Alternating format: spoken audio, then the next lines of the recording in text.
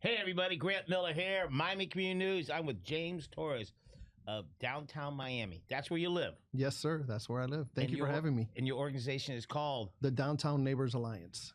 You know, before we got on the show, we talked about my son lives downtown. He's been living down there. He lived in Brickell Heights for a while. Right.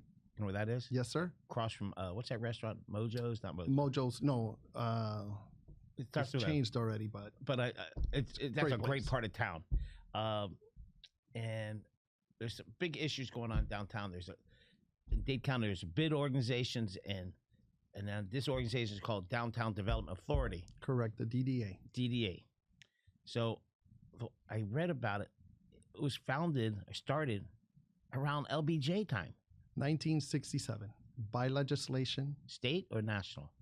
State. At the state level and the city level. There were no voters. It was never gone out to voters. So we've been taxed. We've been held hostage 60 years now and paying this double tax in downtown. What do you mean double tax? The DDA taxes you. Correct. Well, the county taxes us. Right. And then the DDA has a millage rate that they pass on to the residents. And that's double taxed. So if I didn't live in that boundary, let's say I lived a block out, whatever the boundaries are. Yeah. I just pay my regular property tax. You pay your regular property tax. And how much? And how much is your property? It varies because it goes off the millage rate and square footage of your apartment. So some individuals, some of them are $100 or $3,000 or $4,000, depending on how big you're. Correct, based on the square footage and the millage rate that is computed for them. So how long have you been living downtown? How long have you been in Miami? I've been in Miami 12 years, and I love it. And you've been the same place? Same place, downtown Miami, right there on Biscayne on 3rd and Biscayne Boulevard. Okay, I heard you lived in Arizona. Yeah, originally from Arizona, yes, sir. You moved from Arizona to Miami? Correct. From the desert floor to the ocean floor, yes. For a job? Yes, for a job. Back in the day. Same job? No, different job now. Same type of business? Pretty much, yeah. Communications. Wow. That's what we do. We're in the communication business. I do communications on pushing out the content, so we'll leave it at that. Okay. All right. So Miami-Dade County is, if not the best place in the world to live. There's no ifs or buts. I've been here 68 years, and 30 more, then I'm calling it quits. I'll move when I'm 98. But when you go to Miami, when you go downtown, you feel the vibe of Miami. Sometimes, you have downtown, you have Ultra. Correct. You have the marathons, the Kaseya Center, the Arch Center. Wait, how does that happen? I know this is not what we're here to talk about. They got a Heat game, and then they have some other big event. Then they have a concert going on. How do people get around? Very carefully, right? So our organization does work with Miami PD on issues to get our neighbors through the core, right?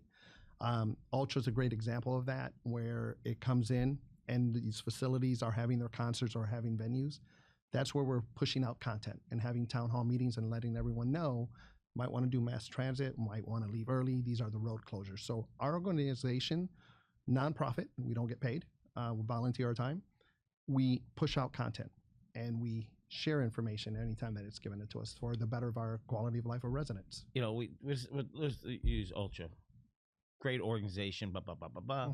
The biggest issue is not the concert those 3 days. No. It's the prep before it. 30-day prep. How many? 30-day prep to close out the issue, park. Right? People don't realize. And they don't realize it, right? If you're not from there, all you see is, oh my God, Ultra is coming. But you don't see the backstory of that, where it's a contract with the city of Miami. It's with the Bayfront Trust. They close down the park, and that's where it starts creating a little bit of an uncomfortable situation. We do work with that organization, again, sharing content and preparing the community of what is coming. Do they work with you? They work with us indirectly, yeah. We sit down with them all the time. Anything that we need. With Ultra? With Ultra, absolutely. The fountain's still working, right? The fountain is now working, yes. Is working? After 2 grand openings, yes, it's open. Finally. Finally. I was down there a couple of days ago driving by, and I saw a fountain. I go, wow. Yeah. Well, the missile silo doesn't exist anymore. No? Okay. Why What? Well, we're here to talk about other things. No, no problem. Behind the arena, what's happening with that park? What's happening? Listen, that is a great question because our organization, again, the DNA, and with my leadership, we've now reached a huge milestone with the county on Parcel B, the Dan Paul Plaza. They've just signed the memo of understanding to start moving forward on that. Who's they? The county. That's with the administration, Jimmy Morales, and the county mayor as well. Really grateful, and including Keon Hardiman, that's helped us a lot with that project. That guy's, he's a winner, Hardiman. He's a good guy. He's a good guy. You know, he doesn't talk a lot. You know why? Action. Exactly. What he's done in a short period of time in his district, because it's a part of your area? No. Yeah, it is. Part. The downtown right at the arena is Keon Hardiman. Yeah, he works incredible. He has his statement on his shoulder that says, I'm going to improve my community. Yeah. And my community is our community. And you know what's interesting? This is not, he represents that area, but he represents all of Dade County, and he's looking out for everybody. And the interesting thing that you say that is he was a former downtowner. He used to live in my building years ago. So I'm so proud of being able to call him my quasi-commissioner, because he's not there, but he is. That has been helpful for the community, right? Then you have challenges, right? What are downtown's challenges? You've seen it. Well, I want to finish that. No you got the park. Mm-hmm. That park is coming soon, so they're moving forward with it. Yes. The heat's finally going to do something, not do something. The Heat and the county are now in very in-depth conversations to move forward and to make that park a reality. Okay. The next thing, a little farther down, that area that ships used to come right past the arena. The marina slip there, MAF slip. What is that slip? It looks like it was a military slip. Well, they use it for events for the boat show, when the boat show comes here in February, March timeframe. But not much activity unless they want to rent it out for the super yachts that come in. And that's the only thing. And then go to the museum. The museums, the Frost, the PAM. Downtown is happening. It is so exciting. If you're bored in the suburbs, go to downtown for a day. Absolutely. Bring patience, parking, look around. Take an Uber. Take an Uber. Uber, mass transit. Mass transit. It's key to get down to downtown. Okay, so I know we're going to talk about DDA, but I'm just talking about all. Sure. The hotel in Continental. Mm-hmm. I had some complaints about something. The pool deck? The pool deck. That was it. With salsa, merengue, and events. And you mean all at 3 o'clock in the morning? That one? Yeah. That happened in the back a while ago. The building, the residential building that butts up to it. My son lived there too. The one Miami. He's a downtowner. Yeah, well, the elevators never work, so he said, I got to get out of there. So one of the things that everyone has been asking in that building was elevator reform, and they're getting it. So they're going to biometrics and some other things there. I can tell you that. To move out of there, it took us like a week and a half because it was one elevator. Yeah, that's not good. Okay, so Hotel Continental does a great job. I don't, from looking at it, the noise, residents called me, but they're the heart and soul. That's a beautiful location. We also did a story on the big boat last Super Bowl. Right. That one of the commissioners didn't like that I accused him of something. But here, there. All right, so now we're going to talk about DDA, who represents taxation, that district. Double taxation without representation. Is this a Tea Party? It can be, and it should be. So, why don't you talk about, from your thoughts about the DDA, what they're supposed to do?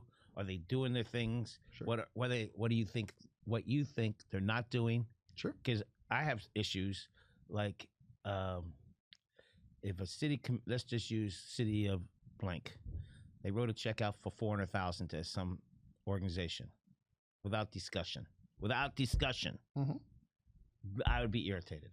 And you should be, because it's your money, hard-earned money, taxpayer money. Right. There should be a discussion. So, but we'll talk about that. Let's hear your thoughts about the DD. So, my thoughts is what's shared with everyone in the community.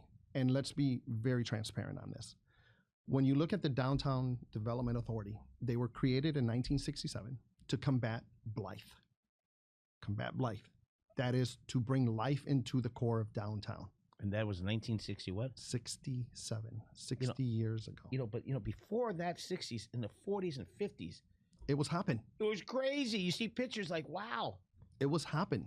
So there was a transitional period there that no one wanted to be in downtown Miami. So this agency is created by legislation, which means the state and the city, right? And the documents show that the city is the one who signed off on it. So no voter input. In today's climate, it should be about the voters. The voters should have a say if they want a double taxing agency, especially throughout the city of Miami, not just downtown Edgewater or Brickell. So several years ago, as I lived in Miami, I'm like trying to figure out what's going on with homeless, what's going on, like all these things that are affecting downtown's quality of life. I get involved, I become president of the Downtown Neighbors Alliance and start poking the bear, reading information. So last year, when Manolo Reyes was the chairman of the DDA, we had this very same discussion with him about their budget, their over-bloated budget. And we felt as residents, we were not receiving return on investment. So we had Sunshine's meeting, which we've asked for and have been denied that right with the current chair and the city of Miami as well. So Manolo Reyes actually sat down with us. It wasn't easy, but we were able to show him what was wrong with his budget. One of the things that we found from the get-go. His budget? I say his budget because he was the chairman of the DDA. Okay, gotcha. One of the things that we found through public records requests was they have 30 employees. Out of 30, 7 of them are titled marketing. So when we asked for a document of who else handles your marketing, we were surprised that RBB Communication has a 5-year marketing agreement with the DDA. And these jobs replicate each other. They're the same functions. The big difference is RB Communications has a 5-year deal, and they're paying $185,000 of our taxpayer money for the replication of the job. There's nothing wrong with that. The question is... Then why are they hiring RBB if they have the employees? That's the issue. Double jobs. Right. You shouldn't do that, right? You shouldn't do that. The DDA, when we had this conversation with Manolo Reyes a year ago, said, this is a contract that I need to look at and see if we can get away with it, because we have competent people that can take care of the marketing aspect of the DDA. To date, that has not been done. And this contract goes up next year, another 3%, I believe it is. So we ask questions of their entire budget. What is the biggest issue? Because residents reach out to us as the organization. And this stat might... Do you have a newsletter? How do you communicate? Yeah, we communicate through newsletter, or they reach out to us directly. Our website is available. Our Instagram channels are always open to anybody that lives in the corridor or outside of the corridor if they need help. A startling situation is this. You have no paid employees? None. We have one employee who's an admin individual for the DNA. Yeah, but our money comes in as supporters and building members. That's it. Repeat that again? Building members pay membership into the DNA for us. That's what kind of budget do you guys have? I can tell you it's less than $100,000 a year. And you spend that money doing what? Advocacy for the community, sending out MailChimp, hosting events. We host a lot of events, movie night in the parks, Halloween, Christmas events. Wait, isn't that the DDA should be doing? They should be, and they're not. However, they did last year align themselves with us when we had a police award ceremony, that they were kind enough to jump in with us on that. Kendall Federation, Michael Rosenberg. Oh, yeah. He puts on an event for the police that's incredible. Yeah. And something that you should speak to him. He does Teacher Appreciation Day. And all the teachers that in his area or teach there, they get recognized, they get gifts. It's incredible. We did something similar to Miami Police Department, where we recognized the officers. We gave them plaques, and they had a nice dinner and event for them at the Hyatt Regency. Give them a restaurant, somewhere to eat. We gave them gift cards too, right? That's it. But let me shift to something, right? The DDA shells out $516,000 a year. 500,000, give or take. For luxury high-rise. What's that for? That's their offices, 29th floor. Yeah, next to the Intercontinental. Okay, so but let me give you this. So they have that rent. Then it's another $11,000 for storage and $180,000 for office operations. That's $700,000 $500,000. I went to Palmetto High School. Slow down. Oh, I'm sorry. Okay, so it's 500,000 for office. The office. Do they pay rent for the storefront? Because I questioned it. That's open 1 day a week to do permits, but nobody really goes there but it's a permit clinic. So right. Okay, but do they pay rent there? They should, because the figures that we have is 500,000, then 11,000 for storage, and 180,000 storage of what? Supplies. This is on their budget, and you can't make this up, Grant, because so you go to U-Haul, whatever they U-Haul, 11,000. That's $1,000 a month. Correct. Above and beyond. How huge is that storage? I think bigger than your entire office here. Right? So the total that we have from their budget, $1,000 is probably these 2 bays. Probably. And not 2 days, use 2 little things. Yeah. And what can you store in there? Somebody's antique car? Probably, if you have one. I don't have one. Right? So the total. I don't even have a car. You're a great downtown candidate. I'm perfect. I'm just letting you know. So when you look at this piece of the budget, $700,000 is just for day-to-day office I have to of taxpayer money, right? But here's the catch, and I don't want to cut you off because I want to get I'm facts, used to it. right? I was married for 25 years. I understand that. God bless you. So here's the thing, right? The biggest issue is homeless, right? Downtown has a homeless issue. Everyone knows that. 1.25% of their $21 million budget is dedicated to homeless. How much is that? That's $275,000, give or take. Okay, so we'll talk about that for a second. I have to circle back to me. Sure. So I've been speaking to a lot of people. You know, your followers are good, bad, or evil, but they're calling me. The question is, I still believe if you're going to be the downtown organization, you should be on the floor. Sure. Feeling it. Absolutely. Feeling it. Feeling the homeless, feeling the traffic, feeling the dirt, feeling the dirty streets, being up in the ivory tower, as we call it. Looking down on the peasants. Yes. It's not right. And somebody said, well, that's how businesses, they're going to come to our office.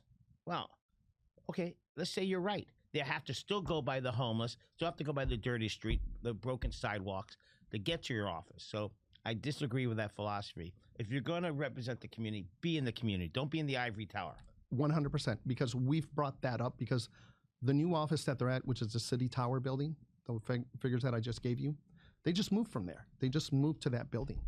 And we asked the question, did you reach out to local owners in the ground level? And I guarantee it, somebody would probably a third of the cost that I've just given you is what they could have been paying for. Well, and top of it all, some person on the ground floor would have loved the game a great rate to have them as a tenant. That's what I'm saying. I reached out to a very prominent developer in downtown, and I said, did they ever come to you? And he said, no. They never came to me. They decided to go to the ivory tower to look down on the peasants that pay for this and have no say. Just like they have a board that is voted in by commissioners, and there's 13 of them. And now there's only one individual that's a downtowner. What do you mean, on their board? On their board. On their board, Grant. So how do you get on the board? You're appointed by them. Well, let's just say you live in the city of Miami. I mean, you're in Miami, and they have a board, and they appoint somebody on their park board, and they live in South Miami. That would make sense. Right. It doesn't, but the way their documents, their bylaws say, hey, Grant, if you have an office in downtown Miami, you can participate in this board.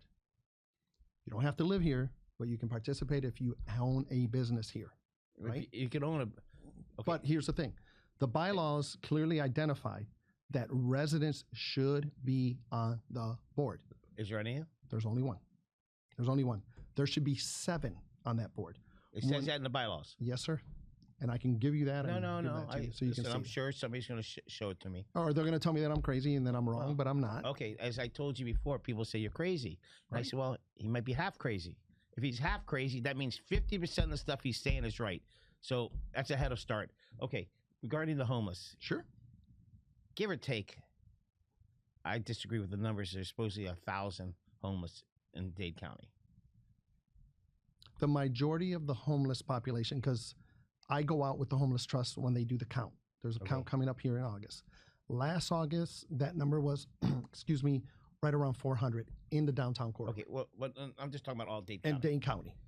Probably about 1,000. Okay, so the majority, most people, they don't see homeless. They see somebody at a street corner begging for money. So a couple years ago, a guy named Gabe, his name's Stunna, has a gym, and on the holidays he would go downtown. So this is 7 years ago. So I get in this truck and he feeds all these people underneath the freeway. No, all downtown, and I was blown away. Yeah. So Stunna Fitness, his name. Okay. Showed me around. I go, come on. He had a big truck. He'd pull on the park. The cops would let him, and at night to feed him. Those and under the bridges. I go, wow. Most people don't see that. Most people only see one or two. So of the 1,000, if there's 1,000 or 800, 400 of them live downtown. I'm going to correct you on that, because to me, this homeless issue is dear to me, right? When you live in a vertical community, not single family, right? When you live in a vertical community and you leave the vertical aspect and come down and out, right? It's amplified. You see it more. Yeah, right. And that's the problem, because here's the thing. That I agree with you. Okay. Most people don't see it. They don't, because it's an afterthought, lack for a better word. What was that bar called on the water? The Wharf. The Wharf. That right there in that area. Right where, the MRC, the Wharf, and then the under freeway. It is. That was encampment number 1, right? Now, here's the thing. The DDA, when I talked about the homeless thing, right? The $275,000 that's been allocated for that. They have been moving things around and working with other organizations to get the homeless off the street. We're not disputing that. But more should be done instead of giving to FC Barcelona $475,000. Imagine if that money was reallocated to homeless. Right now, they spend, give or take, $1,000 a day. Correct, supposedly they say. Okay, but there's 350 days, $800 a day. Correct. With a homeless issue. Now they've got some bathrooms, I understand, right? Yeah, and that's paid by them, but what's that? So, is there documents what they spend the money on? Yeah, based on their budget that we have a copy of, the latest, it kind of breaks that down. But I can tell you this is, everyone talks about transparency, Grant, and they've said this 1,000 times. Hey, we're transparent. We want to work with you guys. But the moment you go in to have these conversations, guess what happens? You're held to a 2-minute conversation because they treat it like a city commission meeting. They treat it as a city of Miami. Correct. Now, when I was at the last DDA meeting, and this is heartbreaking because when we ask for these documents and ask questions that we oppose the budget, there should be more engagement, you have board members there that have now turned around and have weaponized government and have asked Commissioner or Chairman Rosado to investigate our organization, like if we're the criminals here. And we're asking questions on behalf of the residents that we represent. Well, what I'm hoping, Ralph is a straight shooter. Hopefully Ralph will do the right thing. And I have full faith that he will try to do the best. And the city can't investigate you. You're not taxpayers' money. It's the other way around. Right. You are citizens contributing to your own cause. Correct. But the interesting thing here is, and we have to talk about this, right? Because it's important to know this. Commissioner Ralph Rosado just took over the DDA. Right. Right? 60 days. When he came into office, he did something very interesting. Within 30 days, his very first meeting, he dismantled the entire Bayfront Trust. Dismantled. Is there something wrong with that? Is there? Because there shouldn't be, right? Why am I still stuck with the DDA 60 years, 25 years, right? I'm just saying the Bayfront has had so much corruption. Everyone classifies it corruption. Everyone classifies it whatever. But why is it okay for that agency to be dismantled within one meeting? And he says, hey, James, I'm willing to sit down with you and look at everything, but I need some time to analyze and look at this. But you didn't need any time to analyze the trust. The Bayfront Trust was under the city's purview. Right. Their paychecks are not from the city of Miami. No. So how can they control Because remember, the DDA is a quasi-governmental agency. But their health insurance, through the city. Through the city. You sure? 100%. But their paycheck's not from the city. Yes, it is. It is? Yes, sir. So think about that. Well, I understood it wasn't, but okay. Well, again, facts, right? Bring the facts, right? So the interesting thing here is Ralph Rosado and other commissioners, Damian Pardo, because Damian Pardo has also said... I just want to make it clear. No, that's fine. I want to make it... Community newspapers endorse Damian. Okay. Thank you for the disclosure. Yeah. But I'm going to... you. No, I know, right? But here's the thing. It's okay. You'll get me the next time. But whatever, right? So the issue is here, when we originally went to Damian Pardo as our commissioner and shared our grievances of what's going on. And he just took over? How long was he commissioner? Who? Damian. Well, Damian does not have the DDA. It is Rosado. But the district downtown. Oh, 2 years now. Yeah, but that district is in Damian's district. In D2, correct. That's correct. So when we went to him and aired our grievances, he turned his back on us and said, there's no problem here. There's no there. Okay. So we went on to this battle. And it's heartbreaking because Rosado was able to convert the Bayfront Trust done and over with, but now he wants to look at the DDA. To this date, we've reached out to him and asked for a sunshine meeting and also asked for meetings to follow up on this entire situation. And guess what? Silence. Before I walked in here today, I did call the city manager and said, we're still waiting to have this meeting. And nothing is happening. How do you think we feel paying these taxes? It's the only place in the entire city of Miami. A question to ask you. Yes, sir. I'm looking at the employees' salaries. So they get reimbursed $75 each for the phones. Does that mean their phone calls are public information? Yes, they are. So you could do a public request on all their text messages? Yes, sir. Is it expensive to do that? Not really. Interesting. Did they reach out to you? No. Okay. No, I'm curious because I would never get reimbursed for a phone. That means your phone is public information. Yeah. And then there's issues there. And what we're asking, here's the thing. During this entire year, we have asked one specific thing. If you are confident with your product, just like community newspaper, right? You're confident with your product. Once in a while, you're going to send out a survey. How do you feel, how we were doing? What do you think, right? Nothing wrong with that. We asked to place a question on this November's ballot that says, taxpayers don't want to keep paying this. Put the question on the ballot as a straw ballot. Guess what? Pardo, Rosado, and King, and Gavela all said no. Why? Because they don't want it on the ballot. Just like this whole election scam that is going on right now. Which election scam? In the city of Miami, where Francis and everybody wants an extra year. These are the same individuals at the commission that voted no to put but that all got turned down. They go to court again? Yeah, it's on court right now. Again. 4 judges have said no. Does that mean Court Gables gets overturned? They could, depending on the precedence that comes out. Well, no, I think their wording was a little bit different. Right, but they're using different cities. But the thing is, we asked Grant, place the question on the ballot as a straw poll. It was turned down. Okay. That's called voter suppression, and that's not fair. Okay, let's go over. We got a few more minutes. What are they doing? What are they doing great at? They have the debt enhancement team, which is the street sweepers that are out there. That team goes out and about and does some cleaning. They're not employees. They're contracted with somebody. Yeah, they kind of come through the Homeless Trust and some other things, and then they're hired by the DDA. So depends how they get their employees. They do a pretty good job. They do a decent job. Okay, so if they got removed, let's say this organization was stopped. Mm-hmm. Would the city of Miami, would they do their job? Yes, the city of Miami would have to come in. The city of Miami will exist. The city of Miami has not gone bankrupt. It's kind of, you would start creating what they call a business improvement district.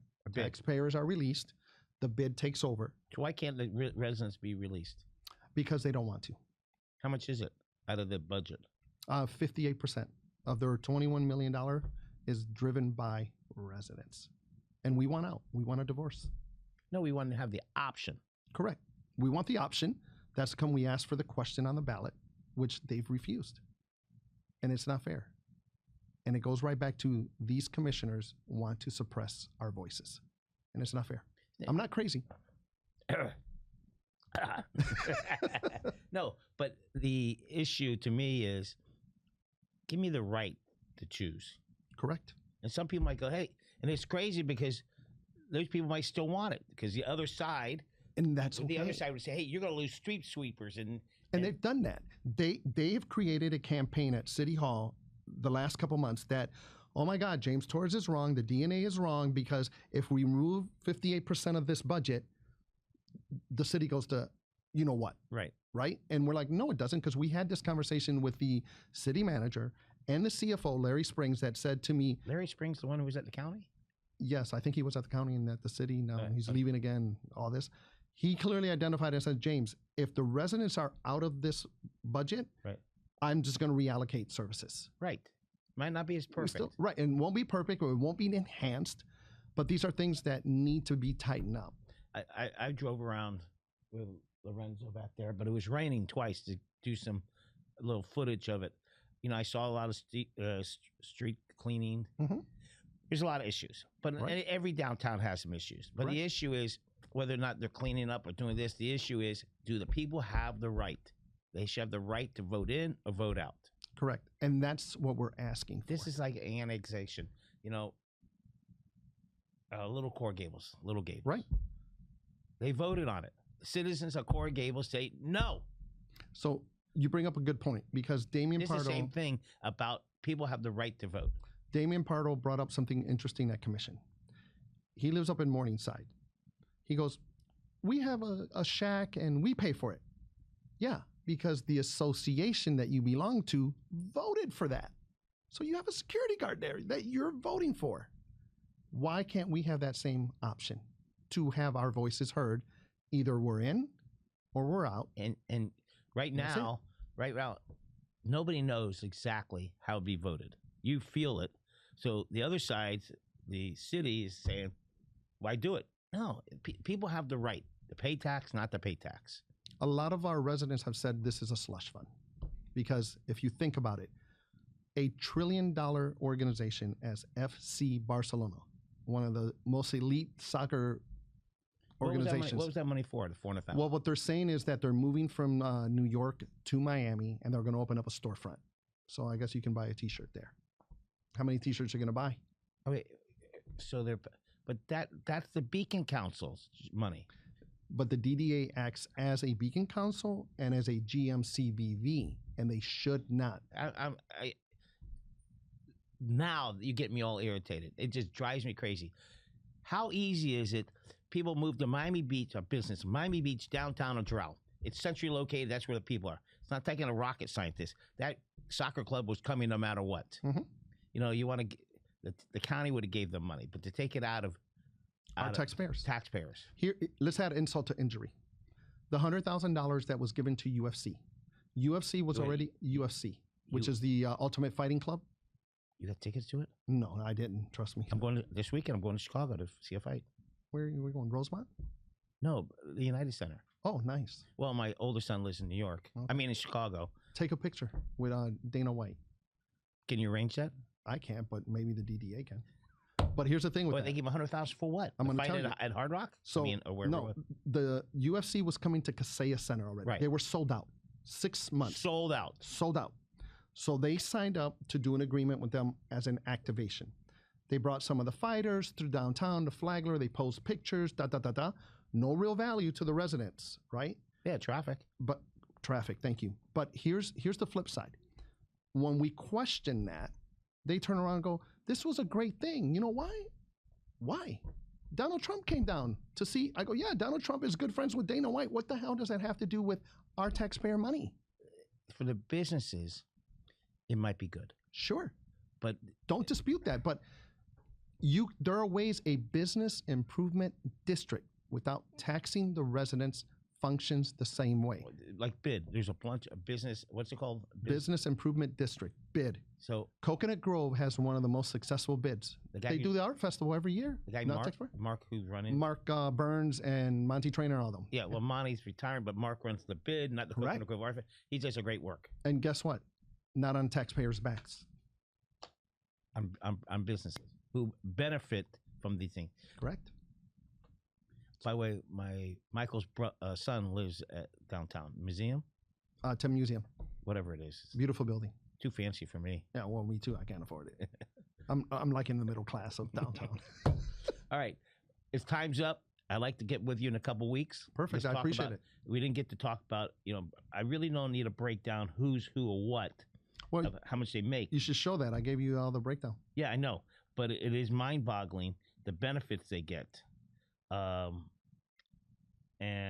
their insurance is paid for, their phone's paid for. That's public information now. They get paid $226 for parking, but there's no parking in their building?